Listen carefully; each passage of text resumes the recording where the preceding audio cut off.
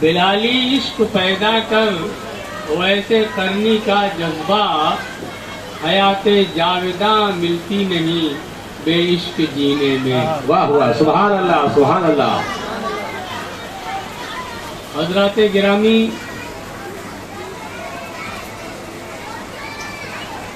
میرے آقا صلی اللہ علیہ وسلم کی شان بے مثل و بے مثال ہے، بے شک بے شک۔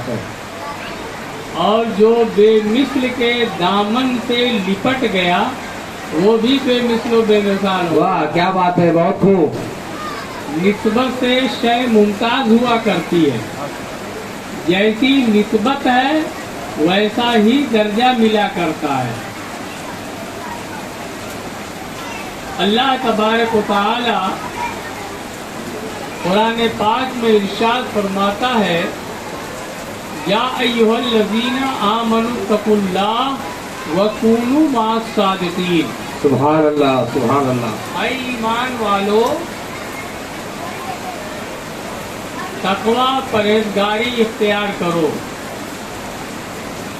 اور سچوں کے ساتھ رہو۔ اسی آیت کریمہ کو عنوان سخن بنا کر تھوڑی دیر آپ لوگوں سے ہم کلامی کا شرف حاصل کروں گا۔ اللہ تبارک و تعالی سے دعا ہے کہ پروردگار ہم سب کو حق بات کہنے، حق سننے، حق کا ساتھ دینے، حق پر عمل کرنے اور حق پر خاتمہ کی توفیق عطا فرمائے۔ آمین آمین۔ آئیے سب سے پہلے فرط محبت اور جوش عقیدت کے ساتھ درود و سلام کا نذران محبت بآواز بلند پیش کر لیں۔ اللهم صل على سيدنا مولانا محمد بارك وسلم كما تحب وترضى بأن تصلي عليه صلاة وسلام عليك يا رسول الله يا حبيب الله صلى الله عليه وسلم۔ حضرات محترم، اللہ کے ارشاد پر قربان جائیے۔ اللہ فرماتا ہے، یا ایھا الذین آمنوا، تو خطاب کس سے ہو رہا ہے؟ ایمان والوں سے ہو رہا ہے، یا جو اللہ و رسول پر ایمان لا چکے ہیں ان سے خطاب ہو رہا ہے۔ یہ ایمان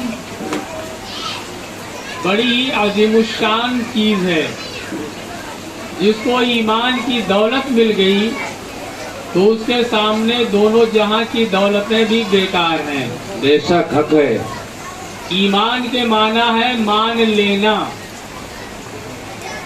جو جس کو مان لیتا ہے اس کے ماننے کا انداز ہی نرالا ہو جاتا ہے۔ جاننا اور ہے، پہچاننا اور ہے، ماننا اور ہے۔ بات سمجھ میں آ رہی ہے نا؟ کوئی کسی کو جانتا ہے، کوئی کسی کو پہچانتا ہے، لیکن جاننے اور پہچاننے کا نام ایمان نہیں ہے، ماننے کا نام ایمان ہے۔ سبحان اللہ سبحان اللہ۔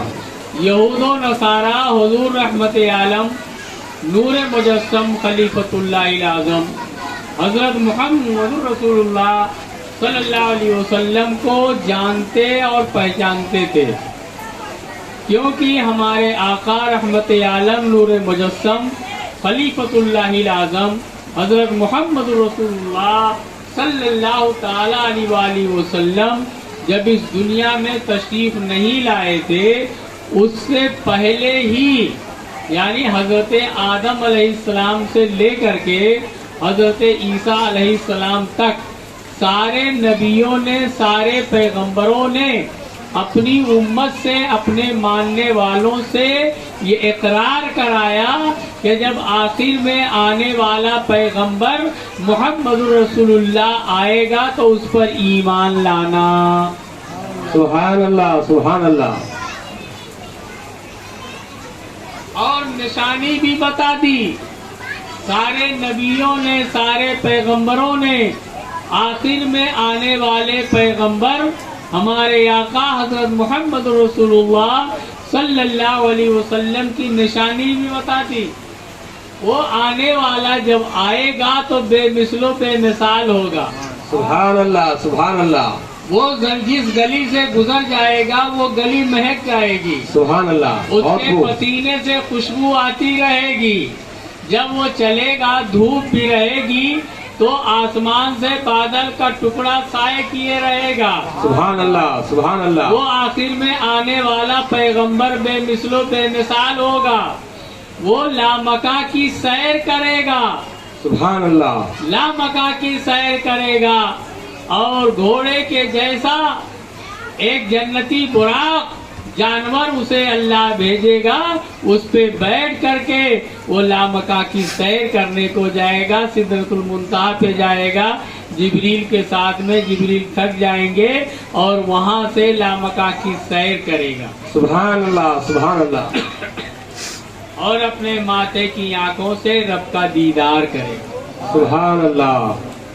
یہ خصوصیت یہ خاصیت سارے پیغمبروں نے ہمارے نبی کریم رؤوف الرحیم علیہ الصلوۃ والتسلیم کے بارے میں فرمائی. اور وہ آنے والا پیغمبر جب آئے گا تو زیادہ لمبے قد کا بھی نہ ہوگا, پستہ قد کا بھی نہ ہوگا, لیکن ہزاروں کے بیچ میں, لاکھوں کے بیچ میں جب وہ کھڑا ہوگا تو کوئی بھی اس سے بڑا دکھائی نہ دے گا. لاکھوں کا مجمع ہوگا لیکن محمد رسول اللہ کا سر سب سے اونچا دکھائی دے گا. سبحان اللہ سبحان اللہ. نعرہ تکبیر, نعرہ رسالت, نعرہ رسالت. عظمت مصطفیٰ, عظمت مصطفیٰ, ذکر شہدائے کربلا. نعرہ تکبیر, نعرہ رسالت. سبحان اللہ. ساری خوبیوں کا بیان جو پہلے کے انبیاء تھے کرتے آئے اور ہمارے نبی صلی اللہ علیہ وسلم کے اوصاف و کمالات اور نشانیاں بتاتے چلے آئے.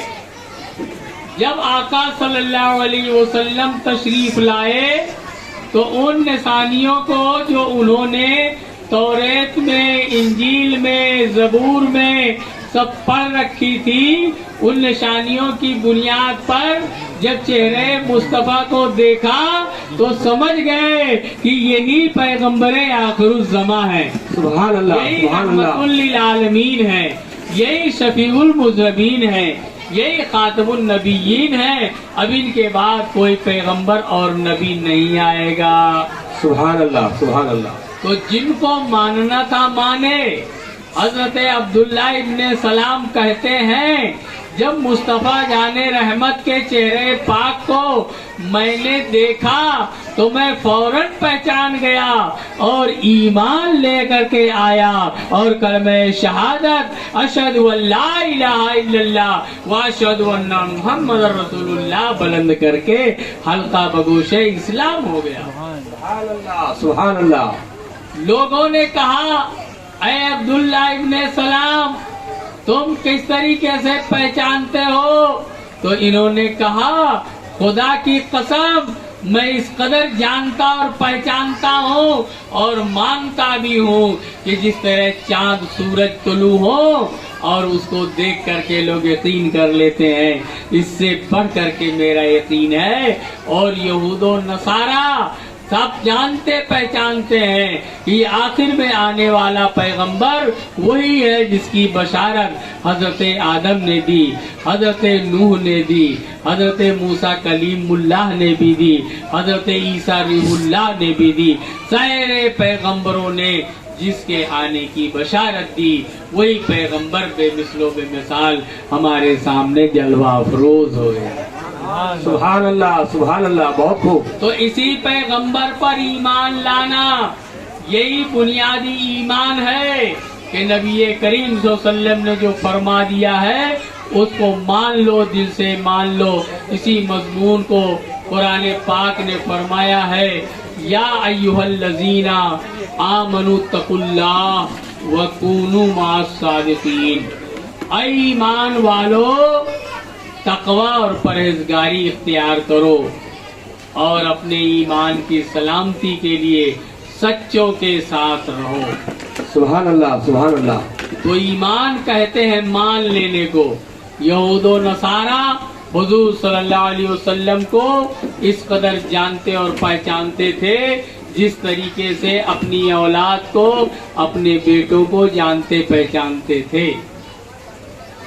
حضرت عمر فاروق اعظم رضی اللہ عنہ فرماتے ہیں کہ میں یہود و نصارہ سے زیادہ نبی کو جانتا اور پہچانتا ہوں اور مانتا بھی ہوں۔ لوگوں نے کہا کیسے؟ اس لیے آپ نے فرمایا اس لیے کہ یہود و نصارہ جس طرح اپنے بچوں کو جانتے پہچانتے ہیں کہ یہ میری اولاد ہے، یہ میرا بیٹا ہے، یہ تو دنیا کے اعتبار سے ہے۔ کیوں؟ اس لیے کہ اس کے بچے کی ماں نے کہاں لغزش کی ہے اس کا پتہ اس کو نہیں ہے، دنیا والوں کے سامنے دیکھ کر کے اور اس کے ماں کا اقرار اور سب لوگوں کے سمجھنے کی بنیاد پر یہ میرا بیٹا اور بچہ ہے، اس میں بھی شک کی گنجائش ہو سکتی ہے، لیکن میرا نبی پیغمبر آخر الزماں ہے، اس میں شک کی کوئی گنجائش نہیں ہے اور اس میں شک و ریب کا کوئی شائبہ ہی موجود نہیں ہے۔ تو حضرات گرامی، یہ میرے نبی صلی اللہ علیہ وسلم کے ماننے والوں کا حال ہے، اور جو نبی کو مانتا رہا اس کو ستایا کتنا گیا، چٹائیوں میں لپیٹ کر کے ناکوں میں دھواں پہنچایا گیا، منہ میں دھواں پہنچایا گیا، اور تپتی ہوئی ریت پر لٹا کر کے کوڑے برسائے گئے، اور اتنا مارا گیا چمڑیاں ادھر گئیں، لیکن کبھی بھی یہ اپنے صراط مستقیم سے لغزش نہ ہوئے، اس لیے کہ ماننے کا عالم ہی نرالا ہوتا ہے۔ بلبل نے پھول کو مان لیا ہے، چکور نے چاند کو مان لیا ہے، پروانے نے شمع کو مان لیا ہے، تو دنیا کے اندر ایسی کوئی طاقت نہیں ہے جو شمع اور پروانے کی محبت میں جدائی ڈال دے، اور چکور کو چاند کی طرف مستانہ اڑان بڑھنے پر کرغد لگا دے، اور اسی طریقے سے یہ بلبل کو پھول کی محبت سے توبہ کرا دے۔ جب ان چرند پرند کے اپنے محبوب کو مان لینے کا یہ عالم ہے، تو خدا کی قسم کہ جو انسان اشرف المخلوقات ہے، جب اس نے اللہ اور رسول کو مان لیا ہے تو یہ زمین پھٹ جائے، آسمان ٹوٹ کر کے گر جائے، ہزاروں آندھیاں چلیں، ہزاروں طوفان برپا ہو، قسم قسم کے مصائب و آلام کے کوہ گرا ٹوٹ پڑے، ہزاروں کربلا کا منظر سامنے آ جائے، لیکن ایک ایمان والے نے اللہ اور رسول کو مان لیا ہے تو چاہے جان جائے تو چلی جائے، ثروت جائے تو چلی جائے، دولت جائے تو چلی جائے، لیکن ایمان نہ جانے پائے۔ سبحان اللہ، سبحان اللہ۔ اعلان ہوتا ہے جو جان مانگو تو جان دیں گے، جو مال مانگو تو مال دیں گے، مگر یہ ہوگا نہ ہم سے ہرگز کہ نبی کا جاہو جلال۔ سبحان اللہ۔ نعرے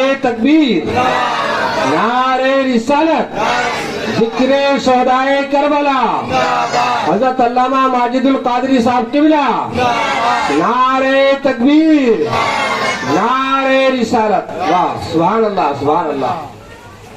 تو ایمان نام ہے مان لینے کا،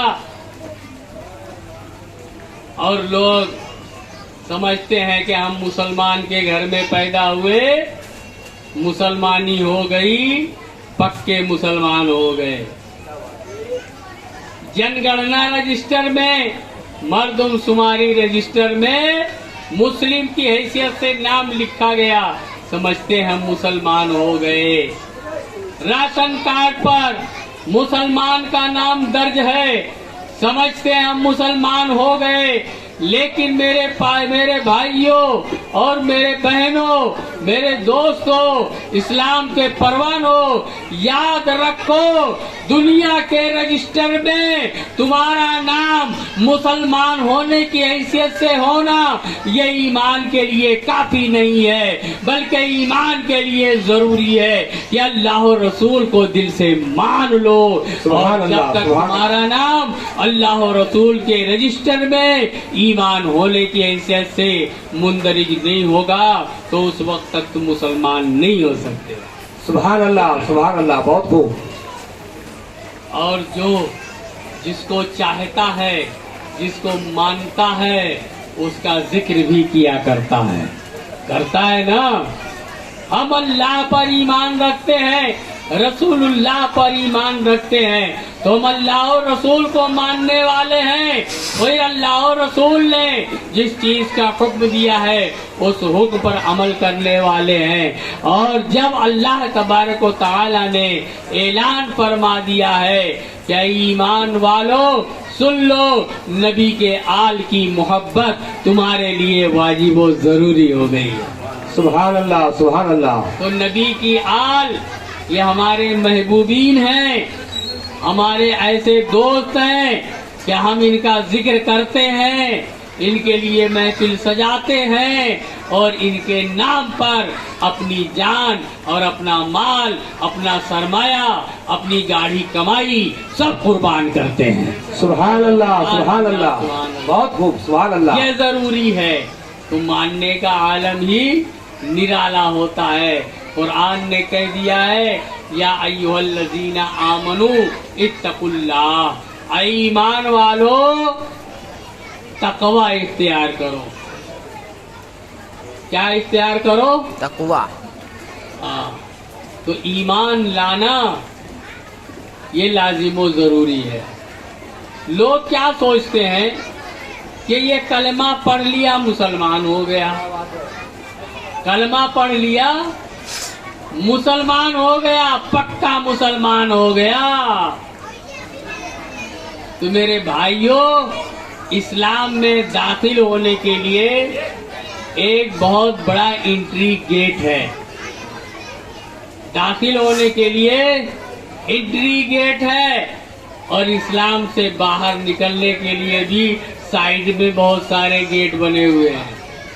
تو مین گیٹ یہ ہے اسلام میں داخل ہونے کے لیے کہ بندہ کلمہ شہادت کا اقرار کر لے، اشہد ان لا الہ الا اللہ واشہد ان محمد رسول اللہ صلی اللہ علیہ وسلم کا اقرار کر لے، وہ اسلام میں داخل ہو گیا ہے۔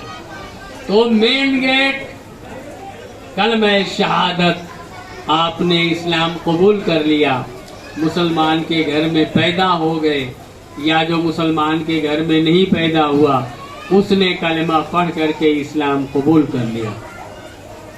لیکن اسلام قبول کرنے کے بعد ضروری ہے کہ اسلام میں ہی رہے، کہیں پیچھے کے گیٹ سے نکل نہ جائے، کیا بات ہے، کوئی احساس نہ ہو۔ اس لیے اگر کسی نے اسلام قبول کر لیا ہے تو اسے کسی گیٹ سے باہر نہ نکلنا ہوگا۔ اسلام سے نکلنے کے بہت سارے دروازے ہیں، چھوٹے چھوٹے، بڑے بڑے، کنارے، پیچھے، سب طرف ہے۔ اگر کسی نے اللہ کے بارے میں یہ عقیدہ رکھا کہ عزت تعالی با کرسی بعرش نشستہ است و کرسی چرچر می کند، کہ اللہ تعالیٰ آسمان پر کرسی لگا کے بیٹھا ہے اور کرسی چرچر کرتی ہے۔ تو اللہ کو آسمان پر کرسی پر بٹھا دیا، لاکھ کلمہ پڑھے لیکن وہ اسلام سے خارج ہو جاتا ہے۔ اگر کسی نے یہ عقیدہ رکھا کہ اللہ تبارک و تعالیٰ جھوٹ بول سکتا ہے تو لاکھ کلمہ پڑھے وہ اسلام سے خارج ہو جاتا ہے۔ بات سمجھ میں آ رہی ہے نا؟ یہ موٹی موٹی مثال دے رہا ہوں۔ اگر کسی نے عقیدہ یہ رکھا کہ حضور رحمت عالم صلی اللہ علیہ وسلم کے بعد ہمارے پیغمبر حضرت محمد رسول اللہ صلی اللہ علیہ وسلم کے بعد بھی کوئی نبی اور پیغمبر آ سکتا ہے تو وہ لاکھ کلمہ پڑھے اسلام سے خارج ہو جاتا. بے شک حق ہے. کیونکہ ہمارا نبی بے مثل و بے مثال ہے. ہمارے نبی کے جیسا کوئی ہو ہی نہیں سکتا. اور وہ دو ٹانگ کے خناس ورغلاتے پھرتے ہیں اور کہتے ہیں کہ اللہ صاحب، کیا کہتے ہیں اللہ تعالی کو، اللہ صاحب کو اتنی طاقت اور قوت ہے، اگر وہ چاہے تو اپنے لفظ کن سے، ایک حکم سے، ایک محمد نہیں کئی محمد کو پیدا کر سکتا ہے، کیونکہ اللہ تعالی ہر چیز پر قادر ہے. اب ایسی دلیلیں لا کر کے سامنے رکھتے ہیں تو سیدھے سادے مسلمان بہکنے لگتے ہیں کہ واقعی اللہ تعالی جو ساری کائنات کو پیدا کیا وہ جب چاہے تب ایک لفظ کن سے ہزاروں محمد کو پیدا کر دے. تو ہمارا نبی حضرت محمد رسول اللہ بے مثل و بے مثال کہاں رہے، آخری پیغمبر کہاں رہے، اور اگر کوئی پیغمبر آ جائے تو آپ کی خاتمیت پر کوئی اثر نہیں پڑتا ہے. بولو معاذ اللہ، بلند آواز سے بولو معاذ اللہ، معاذ اللہ. ارے نادانو سنو، اللہ تبارک و تعالی فرماتا ہے اپنے حبیب لبیب صاحب قرآن، صاحب اعجاز، خاتم النبیین حضرت محمد رسول اللہ صلی اللہ علیہ وسلم کے بارے میں فرمایا کہ یہ خاتم النبیین ہے. سبحان اللہ، سبحان اللہ. ما کان محمد ابا احد من رجالکم ولکن رسول اللہ و خاتم النبیین. سبحان اللہ، سبحان اللہ. یہ آنے والا پیغمبر جو آخر میں آیا ہے کسی کڑیل نوجوان آدمی کا باپ نہیں ہے، لیکن یہ اللہ کا رسول ہے اور نبیوں کا خاتم ہے. بولو سبحان اللہ، سبحان اللہ. جب قرآن نے کہہ دیا کہ اب اس کے بعد کوئی پیغمبر نہیں ہے، اے ملا تو کہتا ہے اللہ چاہے کوئی محمد کو پیدا کر دے تو کچھ فرق نہیں پڑے گا. میں یہ کہتا ہوں کہ اگر اللہ چاہے تو ایسے ملاؤں کو فوری طور سے سور بنا دے، خنزیر بنا دے، کتا بنا دے، بلی بنا دے، کرگٹ بنا دے، نہ جانے کتنا ذلیل جانور بنا دے. تو غلط بات ہے کیا ہے؟ بولو، بات صحیح ہے نا؟ تو ان کا جو منہ ہے جو ٹماٹر کی طرح ہے، جو دکھتا رہا، بات سنتے ہی بالکل کالا ہو جائے گا اور لال پیلا ہونے لگیں گے اور کہیں گے ارے مولانا اس طریقے سے کیوں بولتے ہو، اس میں تو ہماری توہین ہے. تو میں نے کہا ارے نادان سن لے، یہ بات تو حق ہے. اللہ کی قدرت کو سامنے رکھ کر کے اگر تیرے بارے میں ہم اس طرح کہتے ہیں تو یہ تو تجھ کو ناگوار گزرتی ہے. تو جس رب نے کہا ہے کہ میں نے اپنے حبیب کو آخری پیغمبر بنایا ہے، اگر تو اس پیغمبر کی شان میں اس طرح گستاخی کرے گا تو یقینا اللہ بھی ناراض ہوگا اور میرے نبی بھی ناراض ہو جائیں گے. تو مسلمان ہی نہیں رہ جائے گا. پھر ایک حربہ کھول لیا، کہا کہ بھئی اللہ تعالی اگر قرآن پاک کی اس آیت کو مٹا دے اور وہ جھوٹ بول دے، تو ہم نے کہا اللہ تعالیٰ جھوٹ بولتا ہی نہیں. اللہ تعالیٰ جھوٹ بولتا نہیں، اللہ تعالیٰ وعدہ خلافی کرتا نہیں، اس لیے کہ جھوٹ میں عیب ہے اور اللہ ہر عیب سے پاک ہے. سبحان اللہ بولو، سبحان اللہ. اس لیے میں یہ بتا رہا تھا کہ اسلام میں داخل ہونے کا ایک راستہ ہے، اسلام سے نکلنے کے بہت سارے راستے ہیں. اللہ تبارک و تعالیٰ پر کوئی بہتان لگا دو تو وہ اسلام سے خارج ہو جاتا ہے. نبی کو اپنے جیسا بشر کہنے والا اسلام سے خارج ہو جاتا ہے. نبی کے علم غیب کا قطعاً منکر ہو جائے کہ نبی صلی اللہ علیہ وسلم کو پیٹھ پیچھے کا بھی علم نہیں ہے، اور حالانکہ قرآن اعلان کرتا ہے ان کے علم غیب کا، تو ایسا شخص نص قطعی کا منکر ہونے کی وجہ سے اسلام سے خارج ہو جاتا ہے۔ تو ہمارا نبی بے مثل و بے مثال ہے، ہمارے نبی کی شان بے مثل و بے مثال ہے۔ مان لو پوری دنیا کے اندر ایک ایسا مجمع ہوا، ایک ایسا اسٹیج سجا جس میں پوری دنیا کے سارے دھرم گروؤں کو اکٹھا کیا گیا، اور سب سے کہا گیا اپنے اپنے پیاروں کا، اپنے اپنے جو مہاپروش ہیں ان کا ورنن کرو، تو سب لوگوں نے بیان کرنا شروع کر دیا۔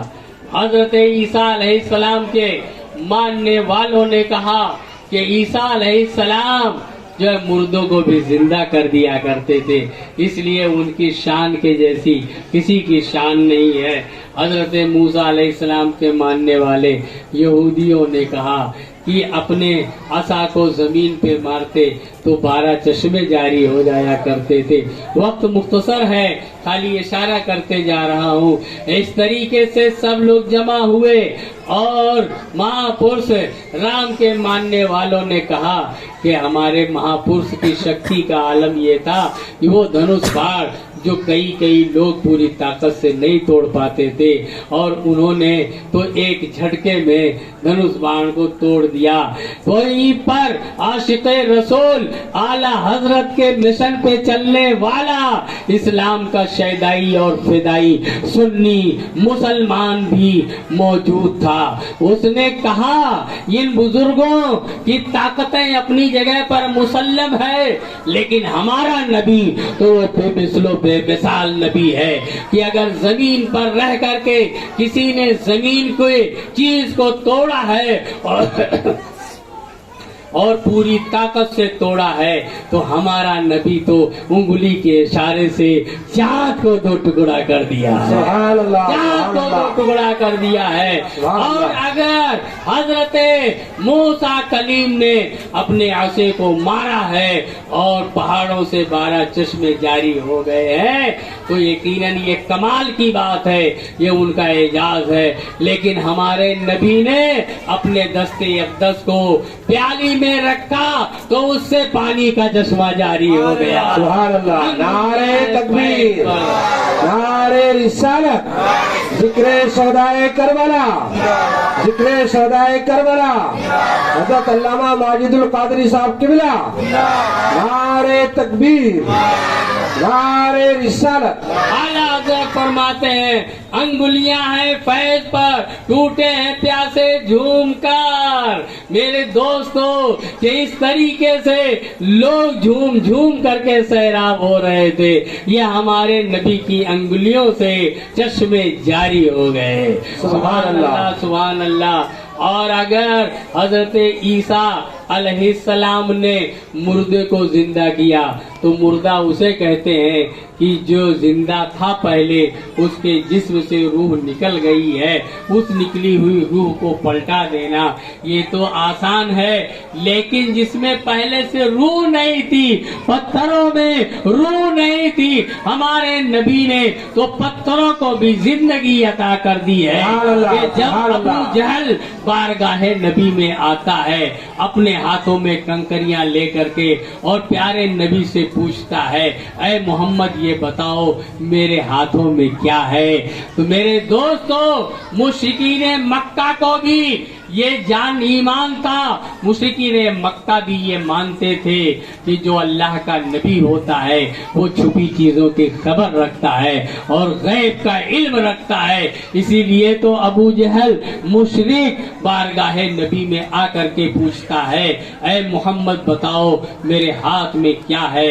میرے نبی نے کہا کہ اے ابو جہل میں بتاؤں تیرے مٹھی میں کیا ہے یا تیری مٹھی میں جو ہے وہ یہ بتائے کہ محمد کیا ہے۔ سبحان اللہ، سبحان اللہ، نعرہ تکبیر، نعرے رسالت، ذکر شہدائے کربلا، علامہ ماجد القادری صاحب قبلہ، نعرے تکبیر، نعرے رسالت۔ سبحان اللہ۔ یہ کہنا تھا، یہ فرمانا تھا کہ ابو جہل کے ہاتھوں میں بند مٹھیوں نے کلمہ شہادت پڑھنا شروع کر دیا، بلند آواز سے کہا اشہد ان لا الہ الا اللہ واشہد ان محمد رسول اللہ صلی اللہ علیہ وسلم۔ ابو جہل گھبرا کر کے مٹھی کھولا، وہ کنکریاں قلب نبی میں آ گئی۔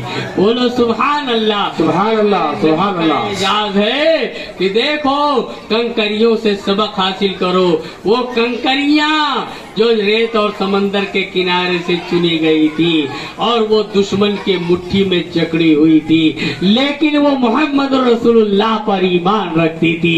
تو ایمان والوں کی شان یہ ہوتی ہے کہ دشمن کے قید میں مقید ہونے کے باوجود بھی پیارے نبی کے کلمہ حق کو بلند کرتے ہوئے جلی جاتی ہے۔ اور پڑھا اشہد ان لا الہ الا اللہ واشہد ان محمد رسول اللہ صلی اللہ علیہ وسلم۔ اور حضرت عیسیٰ علیہ السلام نے مردے کو زندہ کیا تو میرے نبی نے کنکریوں کے اندر جان پیدا کر دی۔ اس طرح بہت سارے واقعات ہیں کہ پیارے نبی نے مردے کو زندہ کیا۔ اب یہاں بتانا یہ چاہتا ہوں کہ اگر کوئی عقیدہ رکھے اور ایسے سب لوگ جمع ہو جائیں، محفل میں جمع ہو جائیں، ہر کوئی اپنے پیغمبر، اپنی رشی منی، اپنے مہاپرش کی تعریف کرے اور وہیں پر بد عقیدہ موجود ہو مولوی ملا اور بد عقیدہ سے پوچھا جائے تم اپنے نبی کی شان بیان کرو تو وہ کہنے لگے گا کہ ارے ہمارا نبی تو وہ ہے جسے پیٹھ پیچھے کی بھی خبر نہیں، ہمارا نبی تو مجبور محض ہے، ہمارا نبی تو مر کر مٹی میں مل گیا ہے۔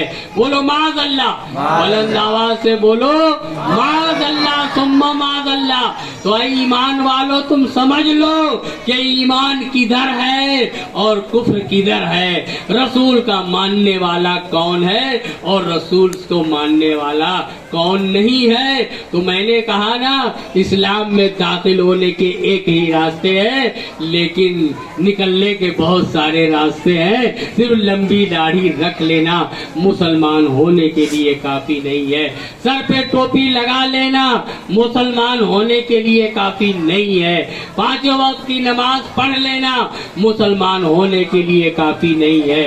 اس لیے کہ میدان کربلا ہمیں یہ گواہی دے رہا ہے کہ میدان کربلا میں 22,000 کا لشکر جرار جو حضرت امام حسین کے مقابلے میں کھڑا تھا اور آل نبی کے خون کا پیاسا تھا، اس میں بھی لوگ نمازی تھے، اس میں بھی حاجی تھے اور اس میں بھی پنجگانہ نماز پڑھنے والے تھے، لیکن حضرت امام حسین علیہ السلام کے ساتھ 72 نفوس قدسیہ ہیں، ادھر بھی نمازی ہیں، ادھر بھی قرآن کی تلاوت ہو رہی ہے، ادھر بھی حاجی ہے۔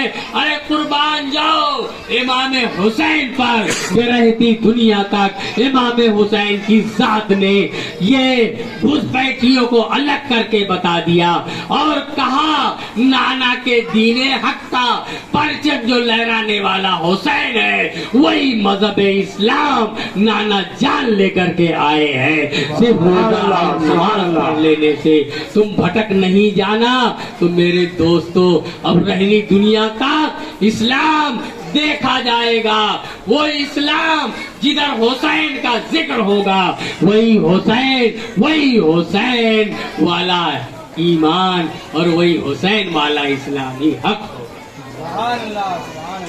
میرے دوستو اسی بات کو حضرت خواجہ غریب نواز معین الدین چشتی اجمیری سنجری رضی اللہ تعالیٰ عنہ نے بیان کیا ہے کہ شاہ ہست حسین، بادشاہ ہست حسین، دین ہست حسین، دی پناہ ہست حسین، سردار لیکن نداد دست در دست یزید، حقہ کی بنائے لا الہ ہست حسین۔ ایمان اور ایمان لانے کے بارے میں ہی قرآن نے فرمایا یا ایھا الذین आमनु दुखुलू फिस्सिल्मे काफा। ऐ ईमान वालो, इस्लाम में पूरी तरह दाखिल हो जाओ। तो इस्लाम में पूरी तरह दाखिल होने का मतलब क्या है? आपने लोहार की भट्टी को देखा है? बोलो। हाँ। लोहार की भट्टी को देखा है? अरे कैसे देख लिए बच्चे लोग? अच्छा इस एरिया में है? दूर है। लोहार की भट्टी जलती है और उसमें लोहा डालता है, उसे गर्म करता है। अगर वो लोहार आग की भट्टी में झटके से डाले, झटके से निकाल ले और फिर 1 घंटे के बाद डाले, 1 मिनट के बाद निकाल ले, तो क्या वो लोहा गर्म हो पाएगा? क्या वो लोहा लाल होगा? यही तो कहोगे कि लोहार ने लोहे के आग की भट्टी में मुस्तकिल तौर पर नहीं डाला है। अगर पूरी तरह डाल के छोड़ दे तो फिर वो लोहा लाल हो जाएगा और ऐसा लाल होगा कि देखने वाला कहेगा ये भी आग का ही शोला है।